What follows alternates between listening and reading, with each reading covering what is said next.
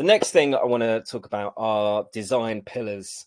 So these design pillars are actually what NetSpeak had in line when they're making the game in general.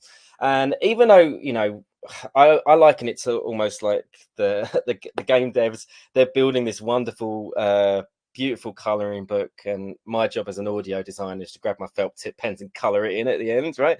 But you can still look at their design pillars and you can see how this can influence certain choices that you make when you are composing and creating these types of tracks.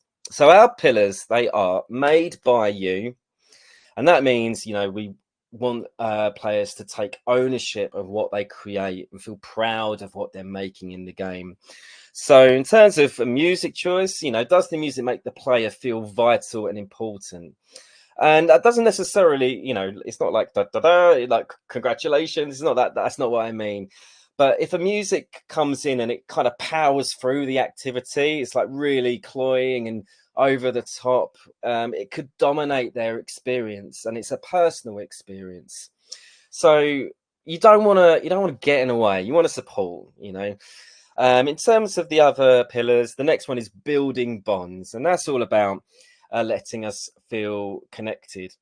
And again, it's kind of hard to kind of think, well, what creative compositional choices am I going to make that are going to make people feel connected specifically? It's quite an intriguing thought that doesn't necessarily really have an answer.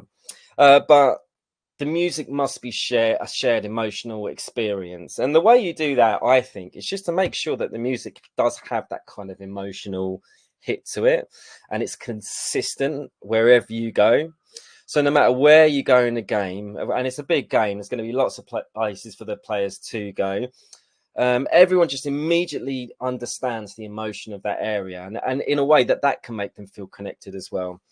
If you get onto a point where you're releasing the music as well, you can actually share this with your community, with your Discord servers, and it's another way that they can connect. I love this album, I love this track the best, I like this track the best, and they talk about it in the chat. So thinking about connections is helpful. All right, it's hard to just actually the D major, that's connecting. It's not how it works sometimes it does, you don't never know. But next one is grounded in hope.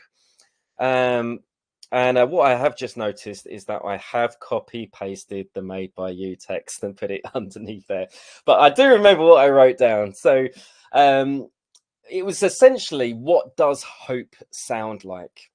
Okay, so grounded in hope means you're entering this new place and you want to build something brilliant there. You don't know how you're going to do it. It's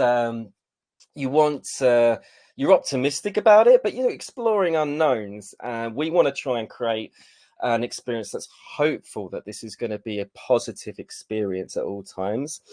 And I think musically, what does hope sound like? I know what it's not going to sound like. It's not going to be major chord, major chord, major chord, major chord, happy, happy, happy, happy all the time. It's got to have peaks and valleys. You're going to be throwing in a minor there. You're going to be throwing all kinds of interesting chords that resolve. So you can kind of break the phrase down with chord choices and then have it beautifully resolve. It's like, oh, what's going to happen? Everything's going to be all right. You can do that through your chord choices. So thinking about that design pillar in particular really did shape some of my tracks that I wrote for this. And finally, relaxing and delightful. Does the music add delight to my day? Does the music make me feel relaxed? And does the music encourage mindfulness and calm? And this is possibly like a bit, it's obvious what we got to do, but we want it to be joyful. We want it to be chilled out. We don't want it going too fast. Tempo is going to be, walking speed. It's got to make you feel calm and relaxed. So it's never going to be too high a tempo, unless it's like a mini game. Obviously, you can mix it up and stuff. But does it encourage mindfulness and calm? And there's so many different ways you can do that. It's kind of infinite, right?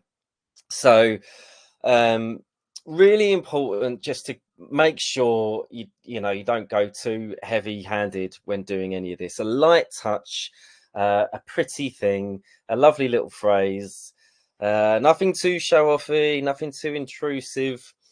And these are kind of all things that you can talk about, well, that you can research before you've even written anything, right? So we've looking at what we looked at. We looked at story, we've looked at emotions, we've looked at our target audience, and we've looked at the design pillars of the game.